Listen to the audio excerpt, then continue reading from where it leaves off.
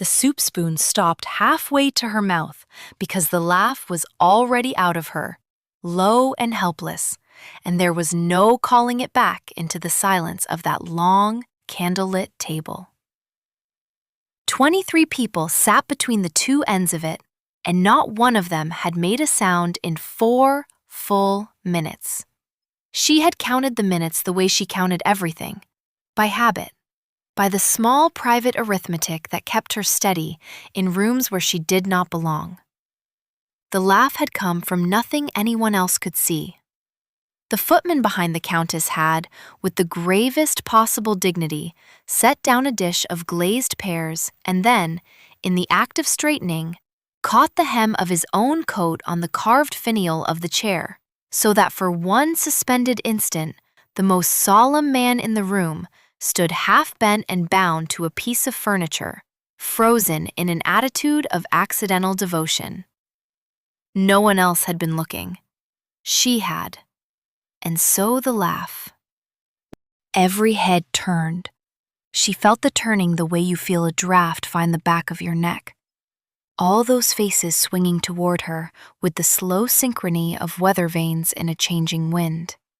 And she understood in the space of a breath that she had a few seconds to decide what kind of woman she would be for the rest of this evening, and possibly the rest of her life. She could lower her eyes. She could press her napkin to her lips and murmur an apology, and let them fold her back into the wallpaper, where guests of her uncertain standing were expected to remain. That was the sensible course. That was the course her aunt had spent 11 days on the long carriage journey drilling into her like a catechism. Be small, Margaret had said. Be grateful and be small, and perhaps no one will ask whose daughter you are. She was not even certain anymore whose daughter she was in the way these people meant it. Her father had been a man of books and debts in equal measure, and the books had outlasted him, and the debts had outlasted her, and that was the whole of her inheritance. But she did not lower her eyes. She sat with the laugh still warm in her throat, and she looked back at them, every one of them, and she was the only person at that table who did not look sorry. She had decided in those few seconds that being sorry for noticing the truth was a thing she had done quite enough of. It was then that she saw him. He sat at the head of the table where the candlelight gathered thickest, and he had not turned with the others. He had been looking at her already, before the laugh, perhaps, or in the instant of it. His face arranged into an expression so still it was not an expression at all, but the absence of one. They had told her about him in whispers all week, the way one is told about weather that has killed people. The Duke does not dance. The Duke does not jest.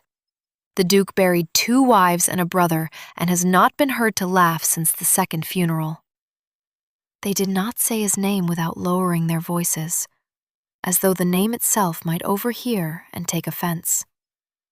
And now the name was looking at her, down the length of 23 silent guests, and she could not read a single thing in his face, and that, she would think later, was the moment everything began, though it did not feel like a beginning.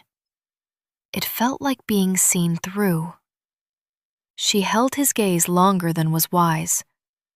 She was aware of being unwise even as she did it, aware of her aunt 3 places down going the particular gray of a woman watching her one remaining asset commit ruin over a dish of pears. But there was something in the stillness of him that did not ask her to look away. Most powerful men, she had observed, used their attention the way a careless hand uses a candle, swinging it about, setting small fires, expecting the world to flinch from the flame. His attention did not move.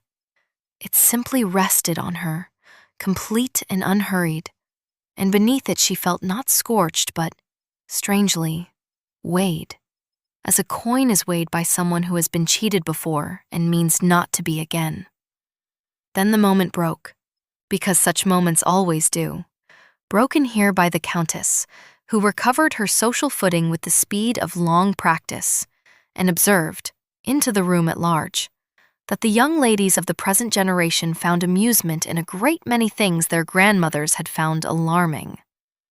A small ripple of relieved laughter went round, the safe and joyless laughter of people grateful to be told the awkwardness was over. Margaret seized it and turned it into an apology, leaning toward the Countess, murmuring that her niece had traveled far and was unused to such fine company, that the journey had left her overtired, that it would not happen again.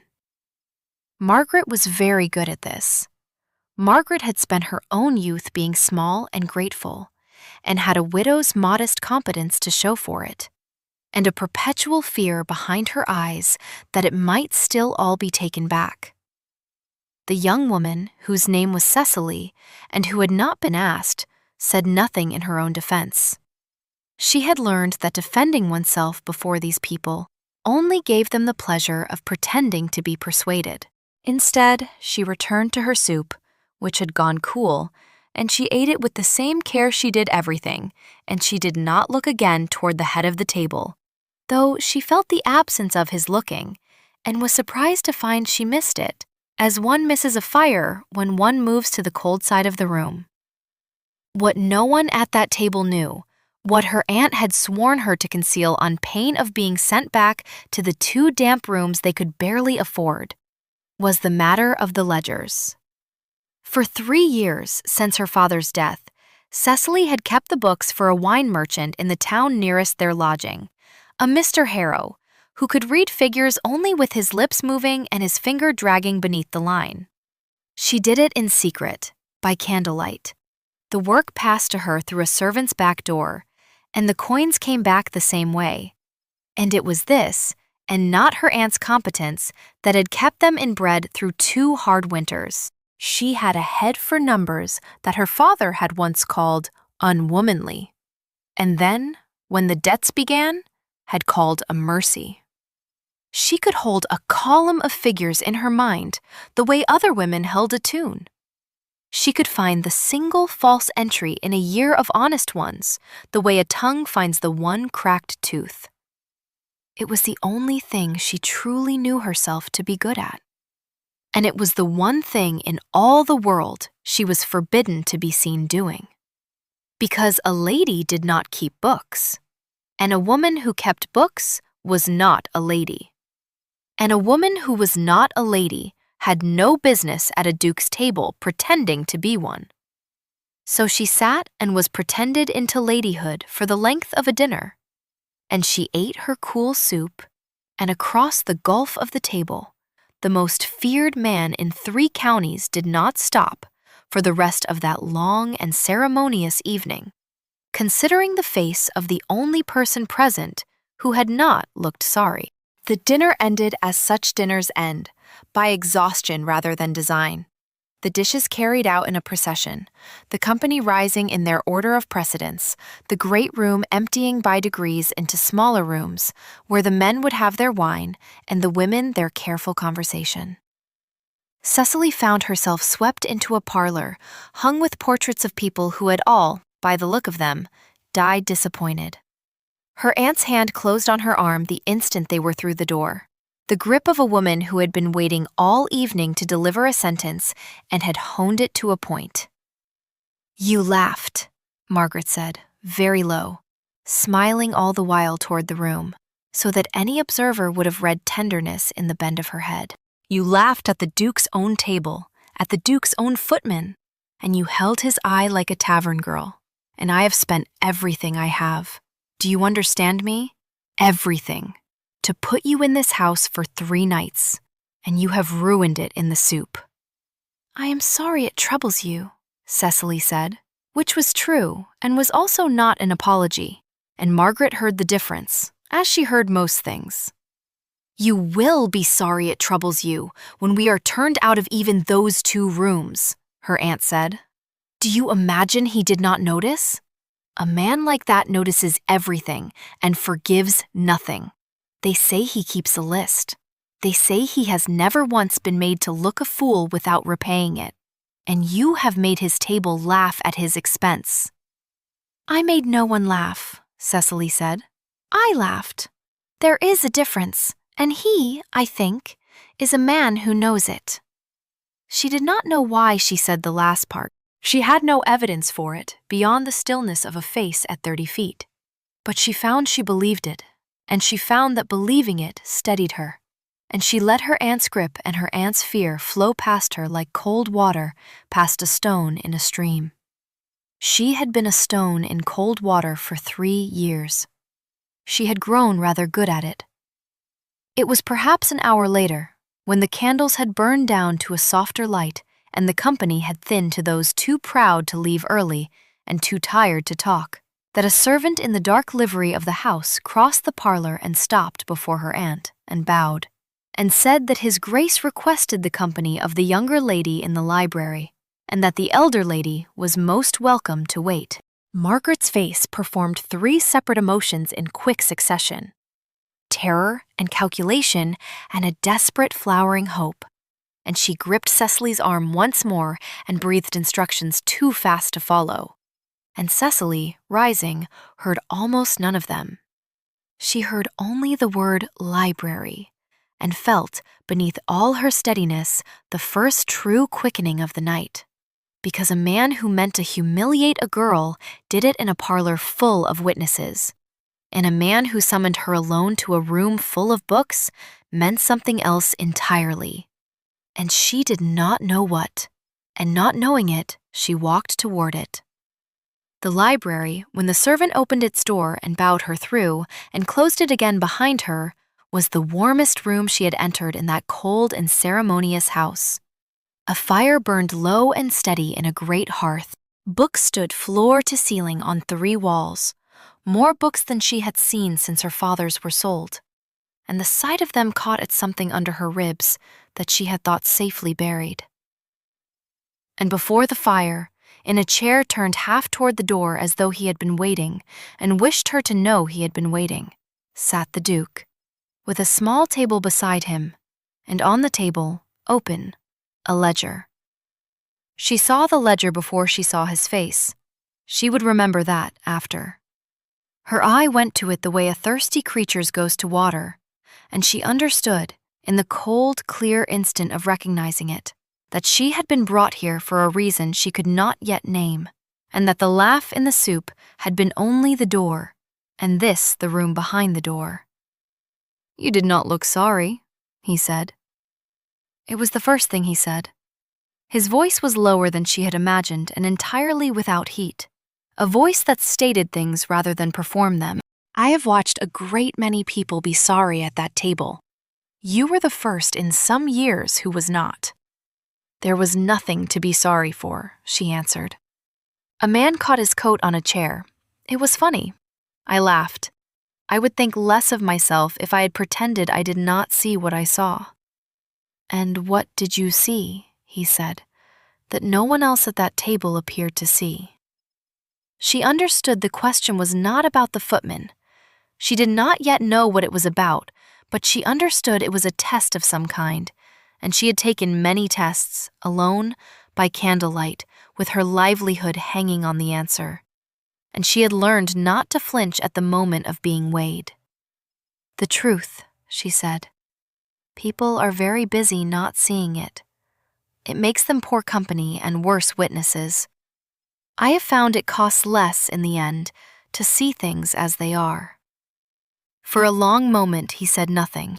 The fire spoke instead, settling in the grate, and somewhere in the house a clock counted off a quarter hour in 9 slow strokes. She found herself counting without meaning to. Then he turned the open ledger, a half turn on the little table, so that the lamplight fell across the columns, and he said, in the same flat, unhurried voice, "Then perhaps you will tell me what you see here, because I have had 4 clever men look at these pages and swear to me they were honest, and I do not believe them, and I cannot prove why." She crossed the room. She knew she should not. She knew a lady did not bend over a strange man's accounts in a firelit room at night, that her aunt's whole campaign and their 2 damp rooms and the bread of next winter all stood between her and that ledger. And she crossed the room anyway. Because the pull of an honest column toward an honest reading was older in her than fear. And because some reckless and long-starved part of her had decided that if she was to be ruined for laughing, she might as well be ruined for the truth entire. She bent over the page. She did not touch it. She read the way she had taught herself to read, not the numbers first, but the shape of them, the rhythm, the places where an honest hand grows tired and an honest sum grows ragged. And she found, almost at once, the thing that was wrong because it was too smooth. Honest accounts breathe. These did not breathe. These had been written to be looked at, not to be true. This entry, she said, and here, and here. She moved her finger above the page without touching it, naming 3 lines. They are too round. A working account is full of awkward sums, the pennies and half-pennies of real things bought from real men on real days. These are clean. Someone has built you a house with no dust in it, and a house with no dust, Your Grace, is a house no one has ever lived in.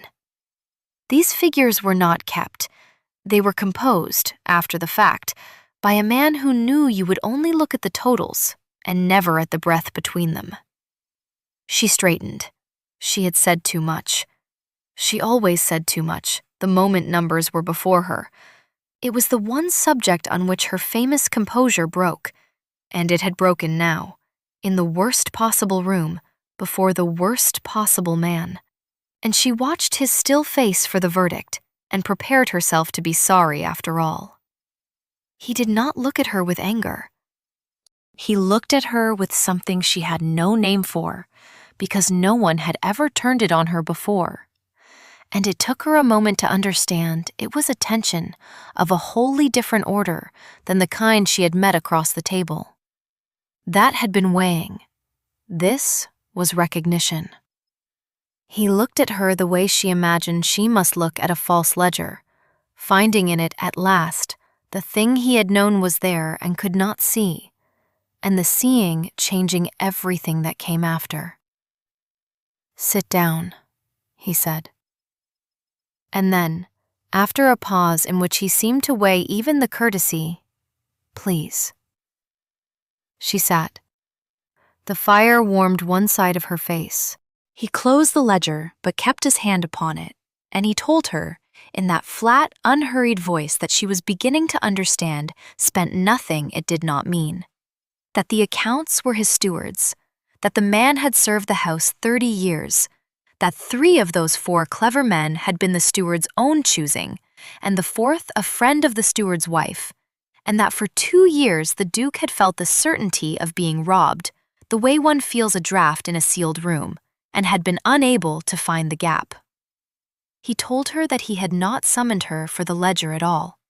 He had summoned her because she had laughed, and because a person who would laugh at the truth in a room that punished it was, in his experience, the rarest creature alive, and he had thought, watching her down the length of his joyless table, that such a person might be the only one in 3 counties he could trust to look at his accounts and tell him a thing he did not wish to hear. "I did not expect," he said, "that you would find it in under a minute."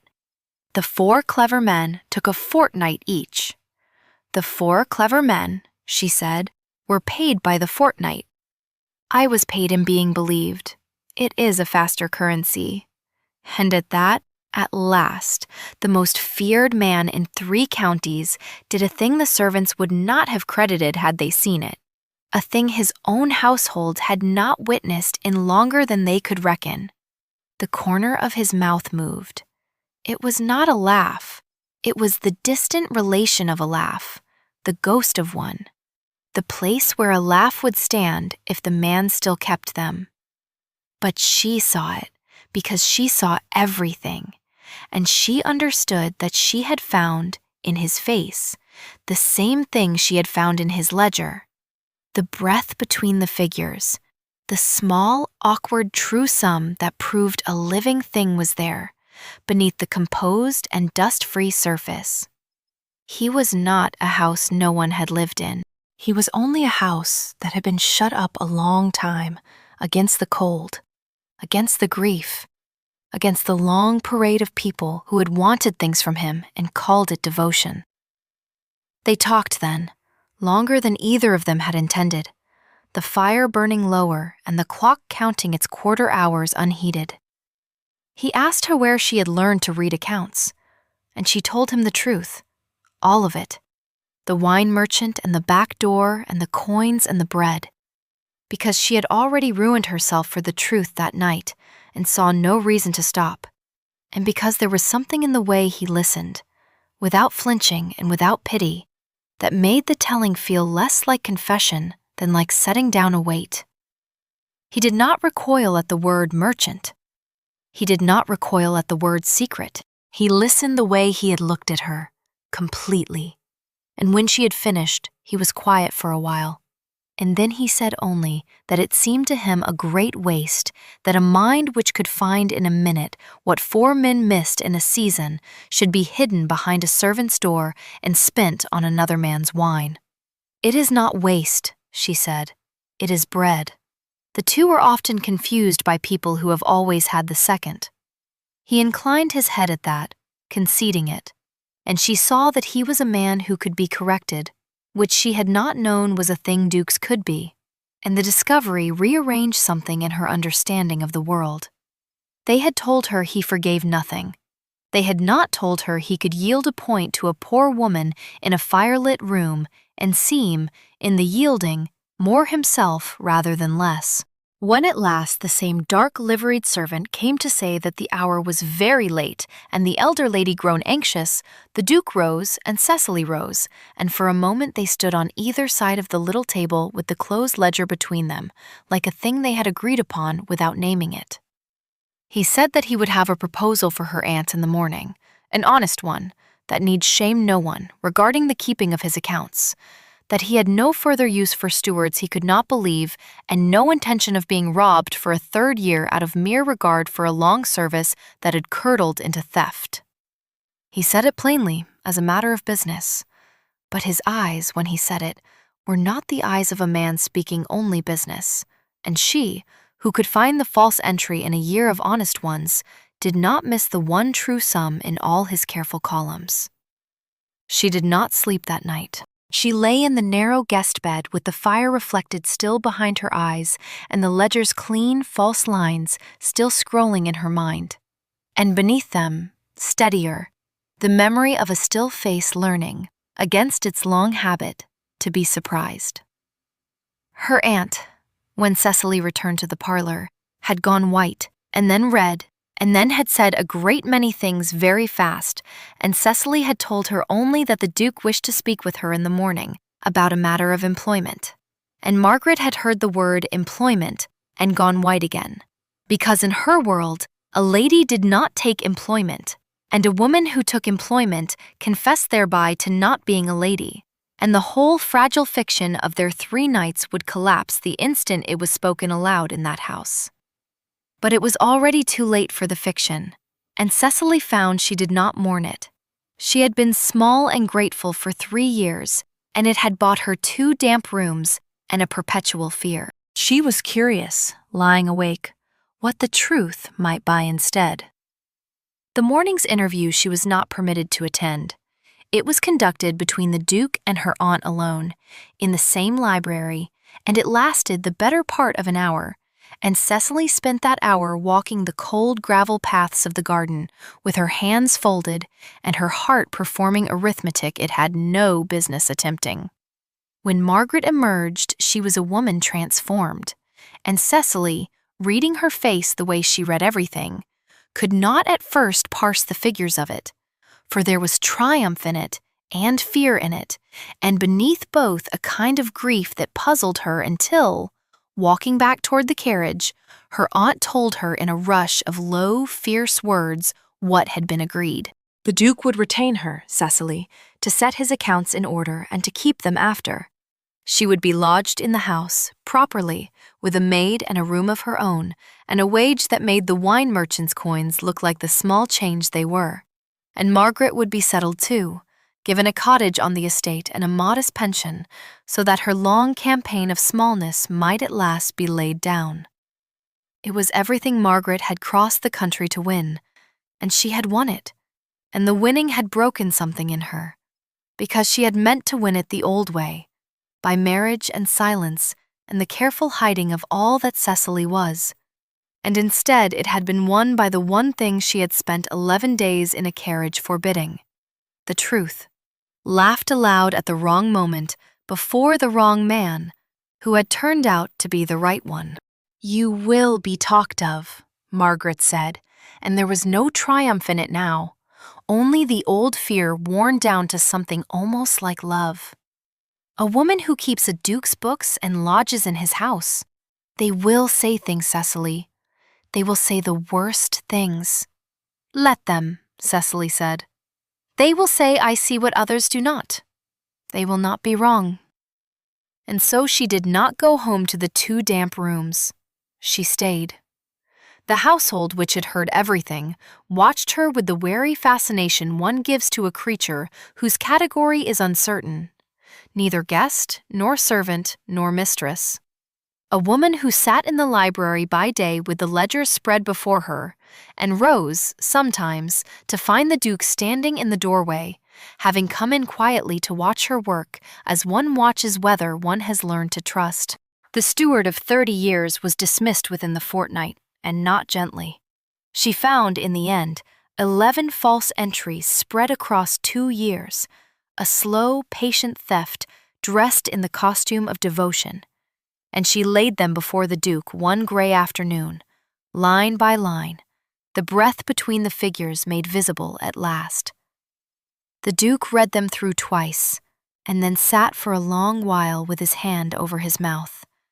Not in distress at the money, she understood, but at the 30 years, at the long, warm lie of a service he had believed in, and she did the only thing she knew how to do, which was to stay in the room with him while it settled, and to let the silence hold, and not to fill it. The winter came, and the house that had been shut up against the cold a long time began, by small degrees, to open. It was not sudden, and it was not declared. That was not the manner of either of them. It happened in the way a fire is built, one piece at a time, with patience, with attention, with the willingness to wait for the catch. He took to bringing her books from the shelves she eyed, leaving them by her ledgers without comment, and she took to leaving in their margins small, dry observations he would find later, and, finding, keep. They argued about figures, and discovered they argued well, neither giving ground that truth did not require. She made him laugh, once, truly, in the 3rd week of December, at a thing she said about the late steward's accounting being the only place the man had ever shown imagination, and the sound of it startled them both, rusty and unpracticed and entirely real. And afterward, they sat in a different kind of silence, the kind that is not absence, but presence, the kind that does not need filling, because nothing in it is missing. She thought, sometimes, of the soup, of the spoon halfway to her mouth, and the laugh already out of her, and the whole length of the silent table turning, and of how the sensible course had been to lower her eyes, and of how the entire course of her life had hinged on the few seconds in which she had decided not to be sorry. She had spent 3 years being small, and it had bought her fear. She had spent 1 moment being seen, and it had bought her a fire to sit beside, and a mind across from her that met her own, and a man who, having forgotten how to laugh, had remembered it in her company. She did not call it love yet, even to herself, for she was not a woman who composed her accounts before the figures were in.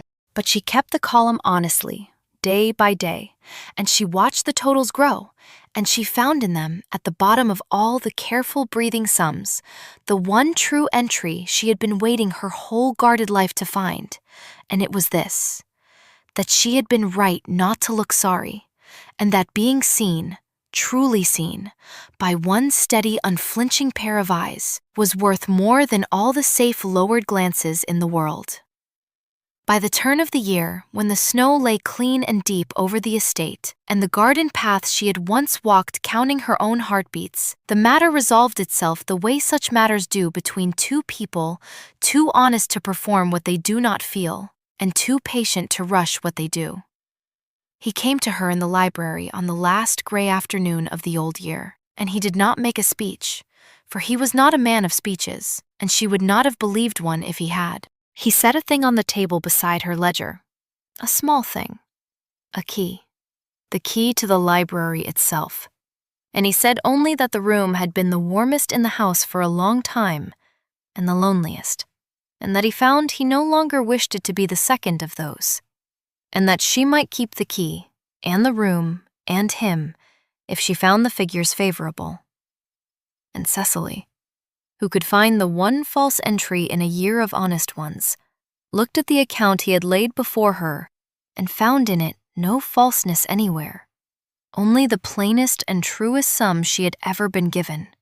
And she closed the ledger, and she gave her answer in the manner he would best believe, which was not in words at all, but in staying, in the simple, decisive act of not rising to leave, of letting the silence hold and choosing, this once, to be the one who filled it.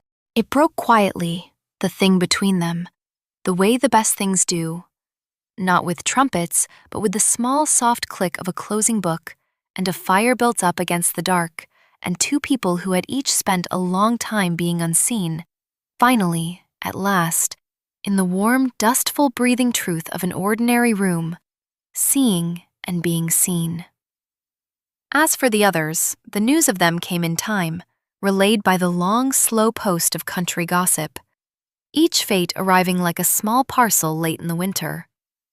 The steward of 30 years was not prosecuted, the dupe judging that the man's own face, on being dismissed, had cost him more than any court could, and he removed to a distant town where, it was said, he set up as an adviser on matters of accounting, and was, by all reports, scrupulously honest, having at last met someone who could see through him, and finding the experience instructive. The Countess, who had observed so wisely upon the alarming amusements of the present generation, was heard to remark, when the engagement was known, that she had always thought the girl had something about her which surprised everyone who had heard her say, that same evening, very nearly the opposite.